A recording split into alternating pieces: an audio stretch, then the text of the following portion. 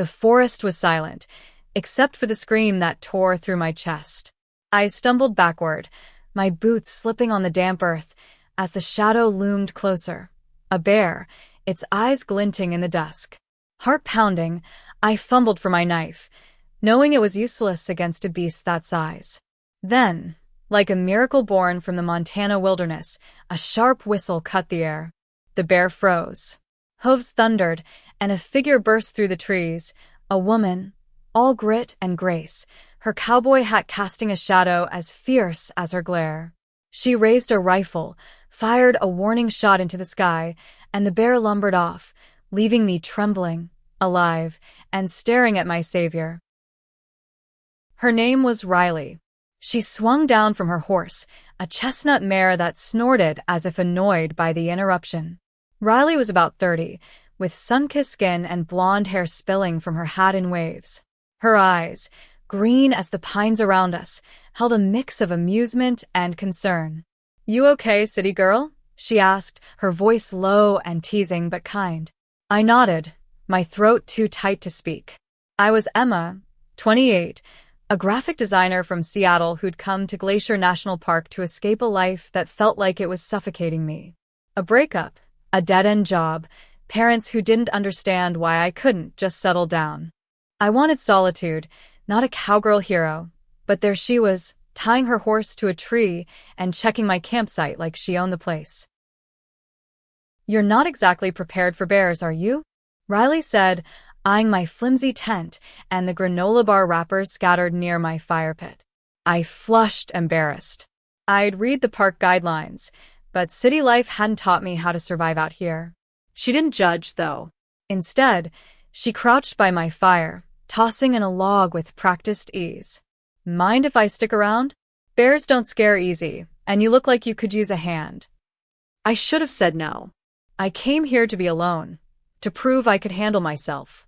But something about her, maybe the way her smile felt like a sunrise, made me nod. We sat by the fire as the stars emerged, pinpricks of light in a sky so vast it made my problems feel small. Riley told me she was a rancher, born and raised on a spread an hour's ride from here. She'd been tracking a stray calf when she heard my scream. "Lucky I was close," she said, her gaze lingering on me a moment too long. My stomach flipped, not from fear this time. I wasn't used to this, feeling seen, not judged. My ex, Claire, had always made me feel like I was too much or not enough. Too quiet, too artsy, too queer in a world that didn't always get it. But Riley? She just listened as I rambled about my life, my art, my need to escape. The night grew colder, and Riley offered me her jacket, a worn denim thing that smelled like leather and pine. I hesitated, then slipped it on, her warmth lingering in the fabric. We talked until the fire was just embers, and I realized I hadn't thought about Claire or Seattle in hours.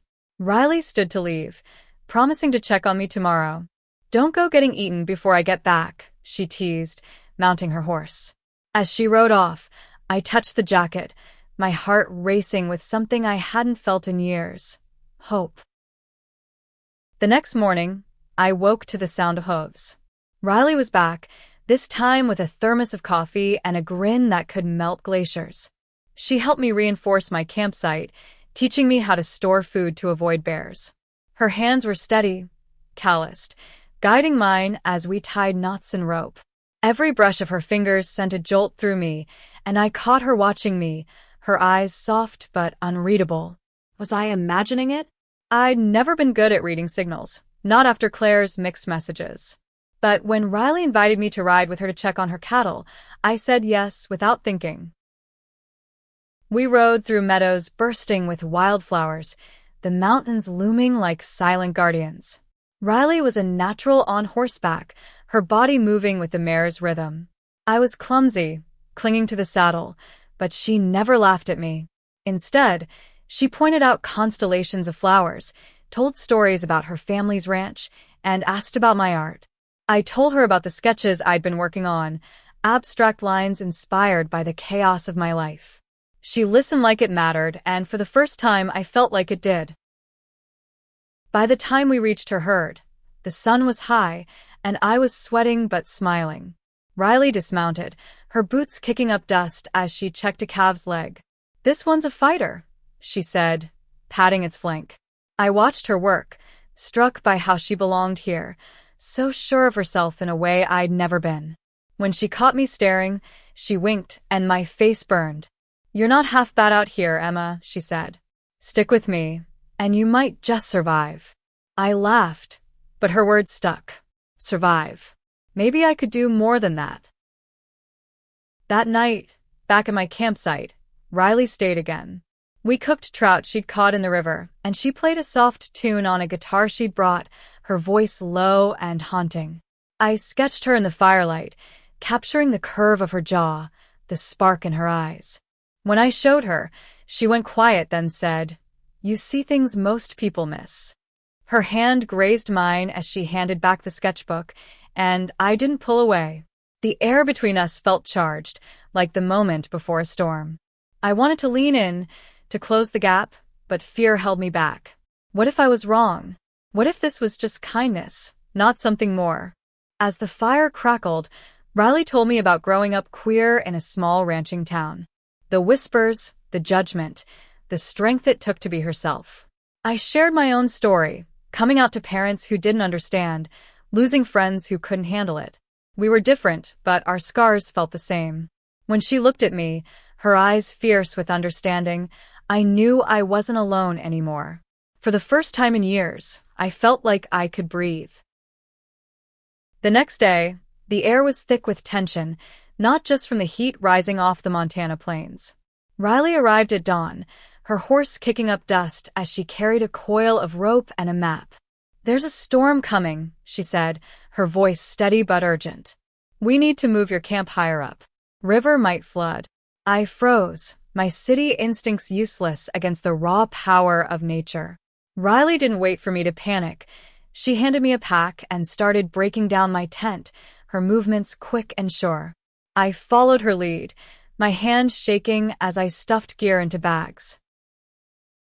We rode to a ridge overlooking the valley, the sky bruising purple in the distance.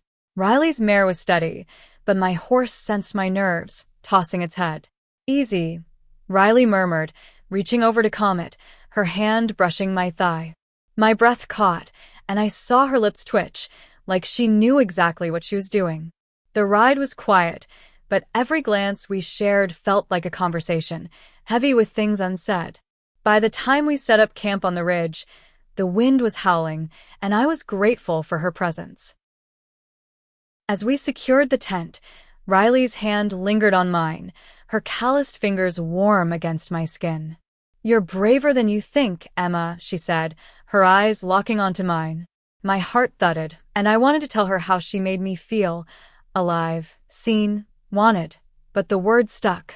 Instead, I mumbled something about the storm, and she laughed, soft and knowing.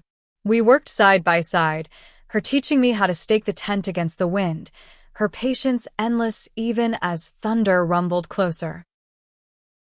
That night, the storm hit hard. Rain pounded the tent, and lightning lit up the world in jagged flashes. I sat huddled, my knees to my chest, trying to hide my fear. Riley, unfazed, lit a small lantern and pulled out her guitar. "Gotta drown out the noise somehow," she said, strumming a melody that felt like a lifeline. I watched her, mesmerized by the way her fingers moved, the way her voice carried over the storm. When she caught me staring, she set the guitar down and slid closer. "You okay?" she asked, her voice barely audible over the rain. I wasn't. Not really. The storm, the wilderness, the way my heart raced around her. It was all too much. I told her about Claire, how her betrayal had left me scared to trust again. Riley listened, her face soft but fierce. "Some people break you to keep you small," she said. "But you? You're bigger than that." Her words hit like a punch, and when she reached for my hand, I let her. Our fingers laced together, and for a moment, the storm outside didn't exist. The rain eased by morning, leaving a world washed clean. We stepped outside, the air crisp, the valley glittering below. Riley pointed out a hawk circling above, her face lit with wonder. I sketched it, capturing the sweep of its wings, the freedom in its flight. When I showed her, she grinned. You've got a gift, Emma. Don't let anyone tell you otherwise. Her words settled deep, stirring something I'd buried under doubt. I wanted to be the person she saw, not the one Claire had left behind. We spent the day exploring the ridge, Riley teaching me to track deer prints in the mud. Her laughter was infectious when I tripped over a root, and when she caught me, her hand steady on my waist, time stopped. Our faces were inches apart, her breath warm against my cheek. I thought she might kiss me, but she pulled back, her eyes conflicted. I don't want to push you, she said, stepping away. My chest ached with the weight of what we weren't saying. That night, we sat by the fire, the stars brighter than ever. Riley told me about her first love, a girl from her hometown who'd left for the city and never looked back. The pain in her voice mirrored mine, and I realized we were both carrying ghosts. I reached for her hand, my heart pounding. I'm glad you're here, I said, the words small but heavy. She squeezed my hand, her smile soft. Me too, Emma. Me too. The next day, Riley took me to a hidden meadow, a sea of wildflowers swaying in the breeze. She spread a blanket, and we ate lunch under the sun, sharing stories of our lives. I told her about my art, how it was the only place I felt free. She talked about the ranch, the freedom of wide-open spaces, and the loneliness that came with it. When she leaned back, her hat tipping to reveal her face, I couldn't stop myself. I leaned in, my lips brushing hers. She froze, then kissed me back, slow and certain, like she'd been waiting for it too.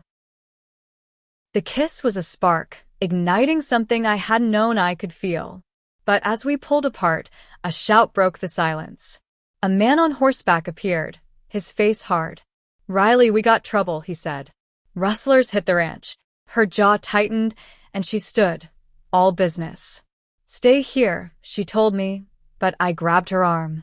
I'm coming with you. She looked at me, surprised, then nodded. As we rode toward danger, my heart raced, not just from fear, but from the certainty that wherever Riley went, I wanted to follow. The ride to Riley's ranch was a blur of dust and adrenaline. My horse galloped beside hers, the wind stinging my eyes as we followed her ranch hand, Tom, through the twisting trails. Riley's face was set, her usual warmth replaced by a steely focus that made my stomach knot. Rustlers, thieves who stole cattle, had hit her family's ranch, a place she'd poured her heart into since she was a kid.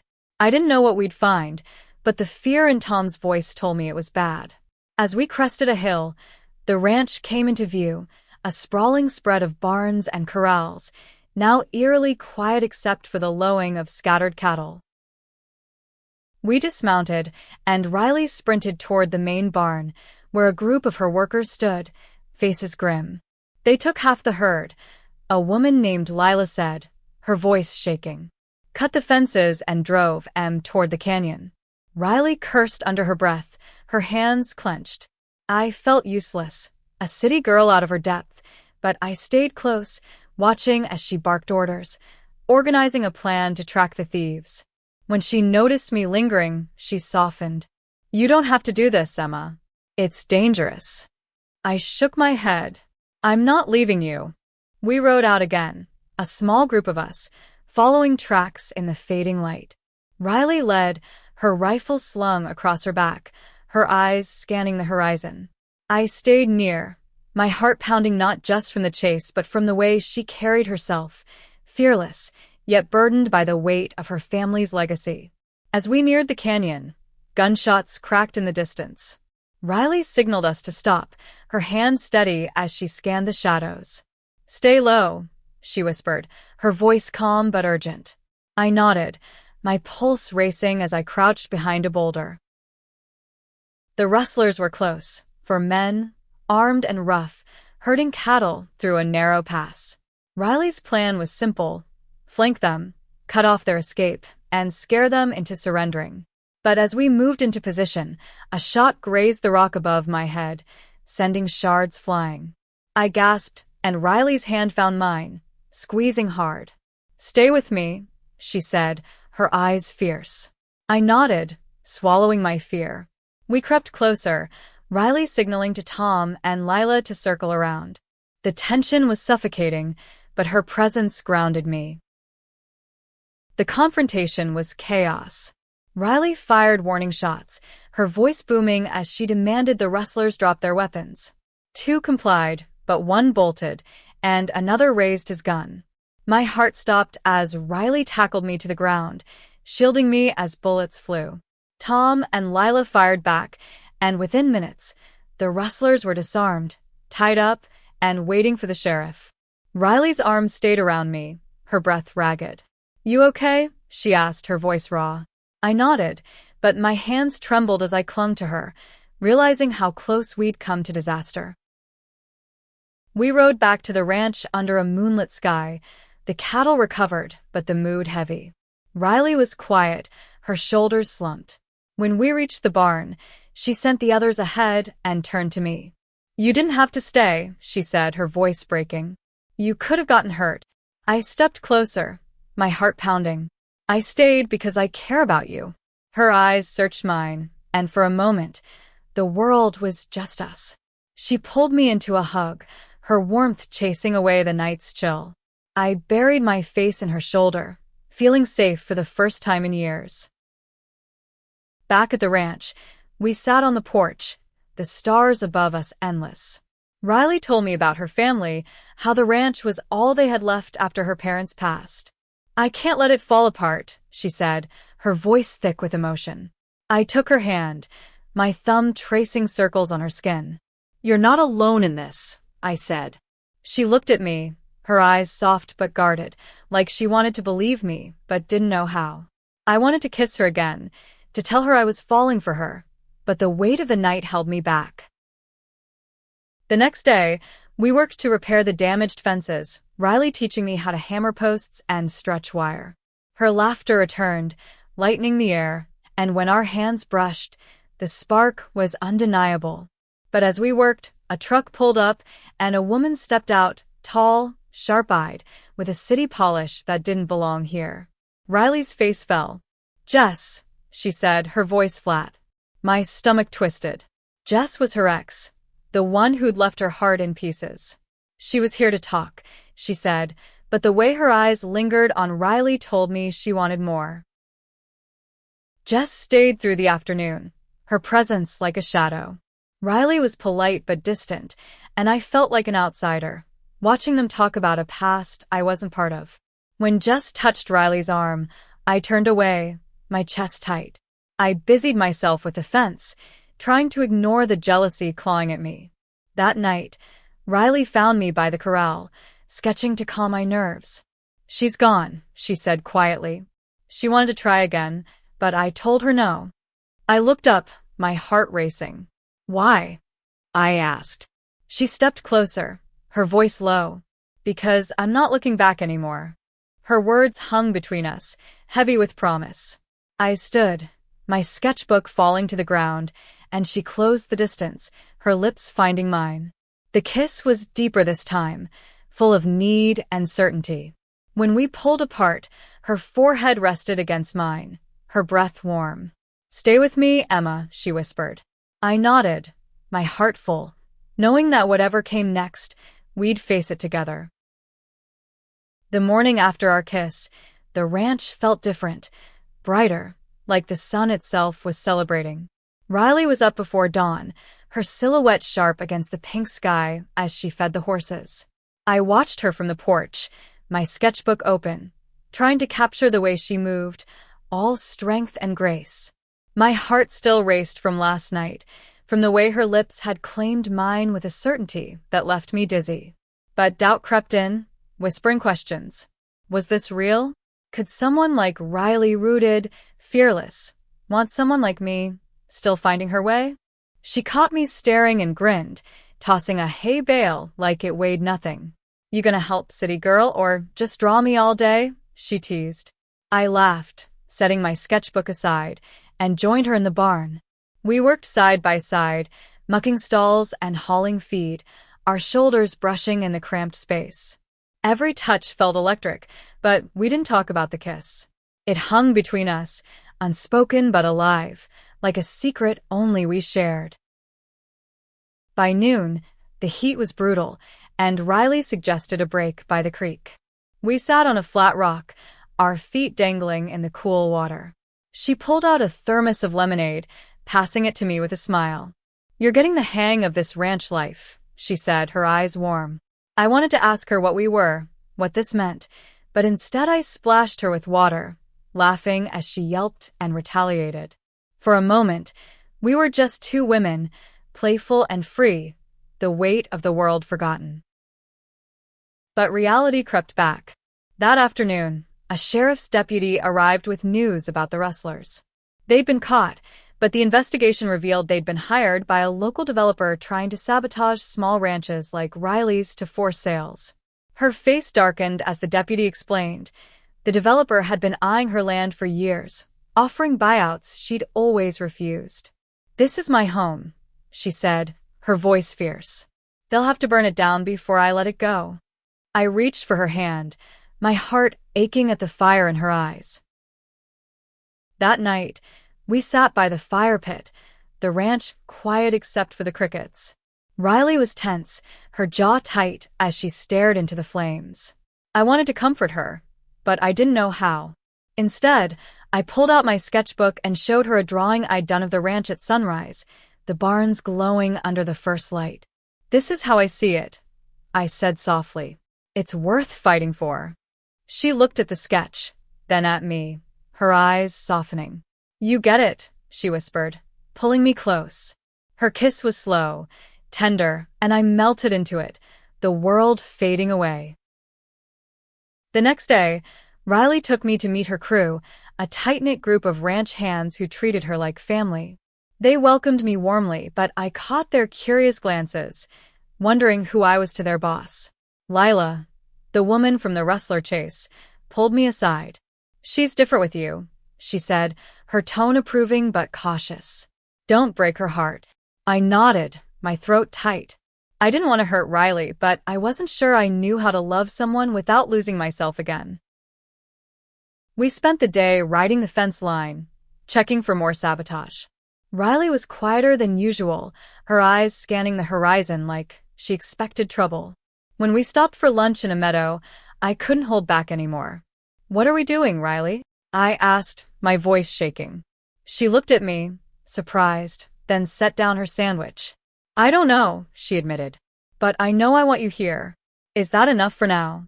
Her honesty disarmed me, and I nodded, my heart settling.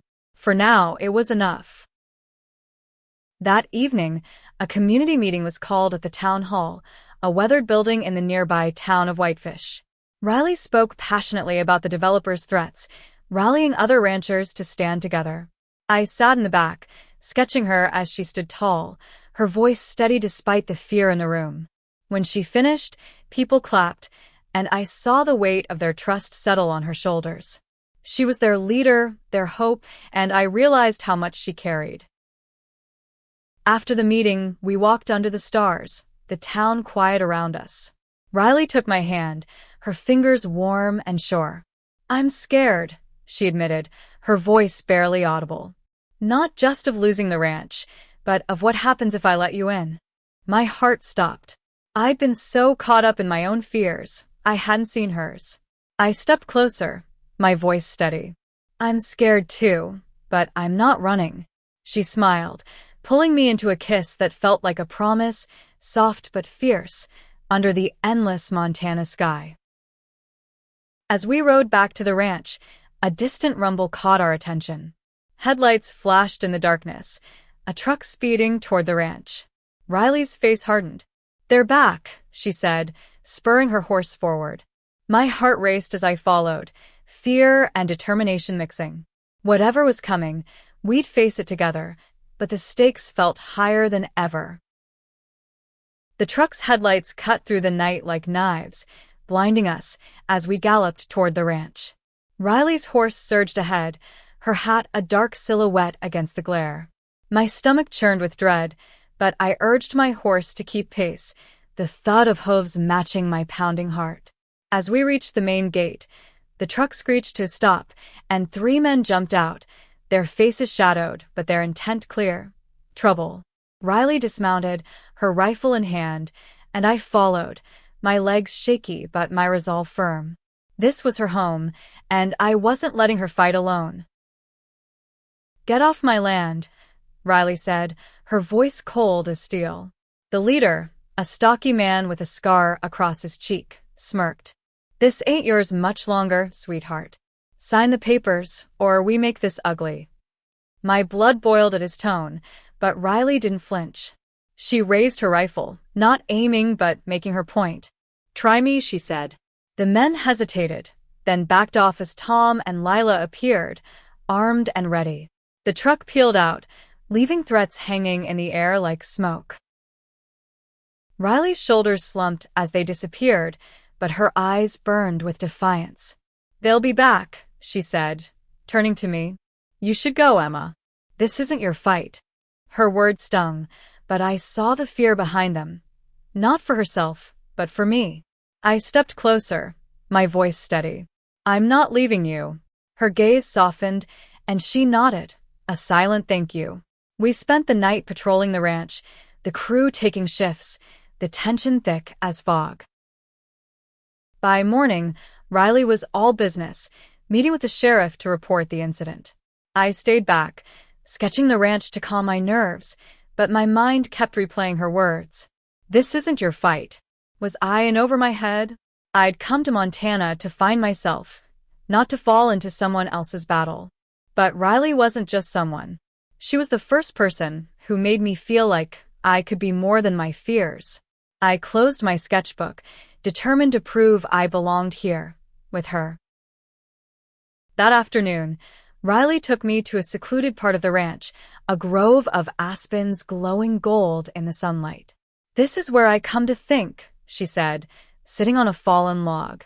I joined her, our thighs touching, the air heavy with unspoken words. "I'm sorry about last night," she said. "I didn't mean to push you away." I took her hand, my heart racing. "You didn't. I'm here because I want to be." She smiled, leaning in, and our kiss was soft, lingering, a moment of peace in the storm. But peace didn't last. That evening, a call came from a neighboring rancher, another attack, this time with fire. We rode out to help, arriving to find a barn smoldering, the family in tears. Riley worked alongside them, hauling water and salvaging what she could. I helped too, my hands blistered, but my resolve unbroken. As we rode back, Riley was quiet, her face etched with worry. "They're targeting all of us," she said. "If we don't stop them, no one's safe." The next day, Riley gathered the ranchers for a plan. They'd pool resources, hire security, and confront the developer legally. I watched her lead, her voice steady despite the fear in the room. I sketched her, capturing the fire in her eyes, the strength that made me fall harder every day. When the meeting ended, she found me outside, my sketchbook open. "You make me look like a hero," she said, her voice soft. "You are," I replied, and her kiss was fierce, like she was claiming me as much as the land. That night, we slept in the same bed for the first time, her guest room small but warm. Her arms around me felt like home, but doubt lingered. Could I stay here, in this wild, dangerous world? My life in Seattle, my job, my friends, felt like a distant dream, but it was still mine. Riley stirred, her breath warm against my neck. "What's wrong?" she whispered. I confessed my fears, my voice breaking. She held me tighter. "You don't have to choose yet," she said. "Just stay a little longer." I nodded, tears falling, knowing I couldn't walk away. The next morning, we woke to chaos. A fence was down, and a dozen cattle were missing. Riley's face was grim as she saddled her horse. "This ends now," she said, her voice hard. I grabbed my gear, my heart pounding. We rode out with the crew, tracking the cattle to a remote canyon. The air was thick with tension, and as we crested a ridge, we saw them. The rustlers, armed and waiting. Riley's hand found mine, her grip fierce. "Stay close," she said. I nodded, ready to face whatever came, knowing my heart was already hers. The canyon was a trap, and we'd walked right into it. The rustlers, 6 of them now, stood in a loose semicircle, their guns glinting under the noon sun. Riley's hand tightened on her rifle, her body shielding mine as we crouched behind a boulder. My pulse thundered, but her calm kept me grounded. "We've got numbers," she whispered, nodding to Tom, Lila, and the 3 other ranch hands fanned out in the brush. "Stay low, Emma. This'll be over quick." I nodded, my throat too dry to speak, clutching the knife she'd given me like it could protect me from bullets. Riley signaled, and chaos erupted. Her crew moved like a well-oiled machine, firing warning shots that echoed off the canyon walls. The rustlers returned fire, and I ducked as a bullet whizzed past, my heart in my throat. Riley stood tall, her voice booming. "Drop your weapons, or we end this the hard way." 2 rustlers hesitated, then complied, but the leader, the scarred man from before, sneered and aimed at her. I acted without thinking, tackling Riley as the shot rang out, the bullet grazing my arm instead of her chest. Pain seared through me, but Riley's arms were around me in an instant, her face pale. "Emma, no," she gasped, pressing her hand to my bleeding arm. The crew closed in, disarming the remaining rustlers as sirens wailed in the distance. The sheriff, finally. I tried to smile, to tell her I was okay, but the world blurred. Riley's voice was my anchor, fierce and desperate. "Stay with me, Emma. Please." I clung to her words, fighting the darkness as she held me close. I woke in a hospital bed, my arm bandaged, Riley asleep in a chair beside me. Her hat was off, her blonde hair tangled, her face etched with worry even in sleep. My heart swelled, and I reached for her hand, wincing at the pain. Her eyes snapped open, relief flooding her face. "You scared the hell out of me," she said, her voice rough. I managed a weak smile. "Had to save you back." She laughed, tears in her eyes, and kissed my forehead, her lips soft and warm. The sheriff came later, filling us in. The rustlers were in custody, and the developer behind it all was facing charges. Riley's ranch was safe, for now, but the victory felt hollow with my arm throbbing and her hand trembling in mine. She stayed with me through the night, telling stories of her childhood to keep me distracted. I told her about my dreams, how I'd always wanted to create art that mattered. "You already do," she said, her eyes on my sketchbook, open to a drawing of her in the canyon, fierce and fearless. Discharged the next day, I returned to the ranch with Riley, my arm in a sling but my spirit lighter. The crew greeted me like family, Lila hugging me despite my protests. "You're one of us now," she said, and I felt it, a belonging I'd never known in Seattle. Riley and I spent the day quietly, repairing a fence in the golden light. When our hands brushed, she didn't pull away, and I felt the shift, something deeper settling between us. That night, we sat on the porch, the stars bright above. Riley was quiet, her fingers tracing patterns on my hand. "I thought I lost you," she said finally, her voice breaking. I turned to her, my heart full. "I'm right here."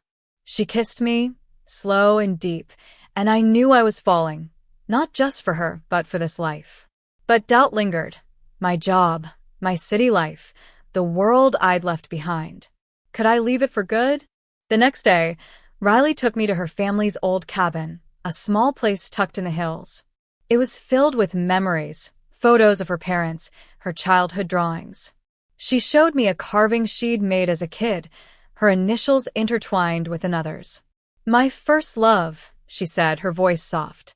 "I thought I'd never feel that again." She looked at me, her eyes raw. "Until you." My breath caught, and I kissed her, pouring everything into it, my fear, my hope, my love. But trouble wasn't done with us. A letter arrived that afternoon, a final offer from the developer, laced with threats. Riley's face hardened, but I saw the fear in her eyes. I can't lose this place, she said. I took her hand, my voice steady. You won't. We'll fight. She looked at me, surprised, then nodded. We spent the evening planning with the crew, my sketches of the ranch becoming maps for defense. I was all in, but as night fell, a call from Seattle changed everything. My boss, demanding I return or lose my job. I stood on the porch, phone in hand, Riley watching from the doorway. My old life was pulling me back, but her eyes held me here. I had to choose, and the weight of it felt like it could break me. The phone call from Seattle hung over me, like a storm cloud. My boss's voice was sharp, uncompromising. Return in 3 days, or my job was gone. I stood on the porch, the Montana night cool against my skin, Riley's silhouette in the doorway a quiet anchor. I wanted to run to her, to bury myself in her arms and forget the city. But the life I'd built, my career, my apartment, my routine, was a tether I couldn't ignore. Riley stepped closer, her eyes searching mine. You okay? She asked, her voice soft but heavy with knowing. I shook my head, unable to speak, and she pulled me into a hug, her warmth chasing away the chill. We sat on the porch swing, the creak of wood blending with the crickets. I told her about the call, my voice shaking. It's not just a job, I said. It's everything I worked for. But this, I gestured to the ranch, to her. This feels like home. Riley's hand found mine, her thumb tracing slow circles. You don't have to choose tonight, she said, but her eyes betrayed her fear. She'd lost someone to the city before. I leaned against her, my heart torn between two worlds, knowing I couldn't have both. The next morning, we rode out to check the herd, the routine grounding us. Riley was quieter, her smiles fleeting, and I hated that I was the cause. As we dismounted by a stream, I pulled out my sketchbook, drawing her as she watered the horses. She caught me, her grin breaking through. You're gonna run out of pages, she teased, sitting beside me. I showed her the sketch, her face softened by the morning light. I want to remember you like this, I said, my voice catching. Her hand cupped my cheek, and her kiss was fierce, like she was fighting to keep me. That afternoon, the ranchers met again, their resolve stronger after the arrests. Riley led with fire, outlining plans to protect their land legally and physically. I sketched her, capturing the strength that made me love her. But as the meeting ended, a lawyer arrived with news. The developer had filed a lawsuit, claiming Riley's land was improperly zoned. Her face paled, and I felt her world crumbling. I took her hand under the table, squeezing hard. We'll fight this, I whispered. She nodded, but her eyes were distant, and I knew she was scared of losing everything. That night, we lay in her bed, the quiet heavy. I traced the scars on her hands, each one a story of her life here. I don't know how to do this without you, she said, her voice raw. Tears stung my eyes. I don't want to go, I admitted. But I'm scared I'll resent staying if I give up everything. She nodded, pulling me close. I'd never ask you to lose yourself for me, she said. Her words broke me, because I knew she meant them, even if it meant losing me. The next day, I helped with chores, my arms still sore but my heart heavier. Riley taught me to mend a saddle, her hands guiding mine, our laughter easing the tension. But when a truck arrived with another legal notice, the mood shifted. Riley read it, her jaw tight. They're escalating, she said. They want to fight. I stood beside her, my resolve hardening. Then we give them one. We spent the evening with the crew, planning a legal defense, my sketches turning into diagrams of the ranch's boundaries. I was fighting for her, but the clock was ticking on my decision. That night, Riley took me to the aspen grove again, the stars bright above. She spread a blanket, and we lay down, her arm around me. If you go, she said, her voice steady, I'll wait for you. My heart stopped. I hadn't expected that, not after her ex had left and never returned. I kissed her, pouring everything into it, My love, my fear, my hope. I don't want to leave, I whispered. She smiled, tears in her eyes. Then don't. The next morning, I called my boss and quit. The words felt like freedom, but fear followed. I'd just given up my safety net for a life I barely understood. Riley found me on the porch, my phone still in hand. You didn't have to do that, she said, her voice thick. I stood, meeting her eyes. I did. For me. For us. Her kiss was fierce, claiming, and I knew I'd made the right choice, even if it terrified me. But as we celebrated, a fire broke out on the ranch's edge, smoke rising in the distance. Riley's face hardened, and she grabbed her gear. They're not stopping, she said. I followed, my heart racing, knowing this fight was ours now, together. The smoke was thick, curling into the sky like a warning. Riley and I raced toward the fire, the crew already there, hauling buckets and hoses. Flames licked the edge of the pasture, threatening the barn where Riley's horses were stabled. My heart pounded as I joined the line, passing water, my bandaged arm aching but ignored. Riley was everywhere, directing, fighting, her face smudged with soot but her eyes fierce. We can't lose the barn, she shouted, her voice cutting through the chaos. I nodded, determined to save what mattered to her, to us. The fire was no accident. Gasoline cans littered the brush, proof the developers' men were escalating their war. As we battled the blaze, the sheriff arrived, his deputies scouring for evidence. By dawn, the fire was out, the barn saved, but the pasture was charred, a scar on Riley's home. We collapsed on the grass, exhausted, her head resting on my shoulder. We're still here, I said, my voice hoarse. She squeezed my hand, her eyes bright with tears. Because of you, she said, and my heart swelled, knowing I'd earned my place. The next day, the ranchers rallied, their anger fueling a plan. Riley led them to the courthouse, filing a countersuit against the developer with evidence of arson and sabotage. I sat beside her, sketching the scene, capturing her strength as she spoke for her community. The lawyer was optimistic, the evidence was damning, and public support was growing. But Riley was quiet as we left, her hand tight in mine. This isn't over, she said, and I knew she was right. The fight would continue, but we were stronger together. Back at the ranch, life settled into a rhythm.